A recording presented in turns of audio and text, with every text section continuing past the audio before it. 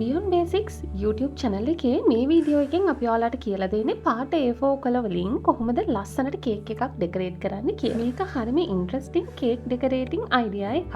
ඕන කෙනෙක්ට පහසුවෙන් මේක කරගන්න පුළුවන්. ඉතින් ඔයාලා ගන්න කේක් එක මුලින්ම රෝයල් අයිසිං වලින් කවර් කරගන්න ඕනේ. අපි මේකට බටර් අයිසිං නැතුව රෝයල් අයිසිං පාවිච්චි කරන්නේ. බටර් අයිසිං පාවිච්චි කරොත් ඒකේ තෙල් වලට මේ A4 ෂීට් එක පෙඟිලා ඒකේ ලස්සන නැති වෙන හින්දා. ඉතින් රෝයල් අයිසිං වලට එහෙම කිසිම ප්‍රශ්නයක් වෙන්නේ නැහැ. රෝයල් අයිසිං එක හදාගන්න අපිට බිත්තර සුදු මද ඊට පස්සේ අයිසිං සීනි සහ වැනිලා හෝ දිහිෂ බිඳු කීපයක් තමයි අවශ්‍ය වෙන්නේ.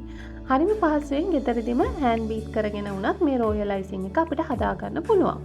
ඒ ගැන වීඩියෝ එකක් අපි වෙනම අරගෙන එන්න. ඉතින් අපි හදාගත්ත රෝයල් අයිසිං එකෙන් කේක් එක කවර් කරගෙන ටිකක් වේලුණාට පස්සේ අපි හදාගෙන තියෙන පාට A4 මල් වලින් ඔයාලා ආස විදිහට කේක් එක ඩෙකරේට් කරගන්න පුළුවන්. ඔයාලා කේක් එක ඩෙකරේට් කරද්දී මතක ඇතුව රෝයල් අයිසින් එක සම්පූර්ණයෙන් වේලෙන්න කලින් එහෙම නැත්නම් රෝයල් අයිසින් එක බාගෙට වේලෙනාට පස්සේ තමයි ඩෙකරේට් කරගන්න ඕනේ.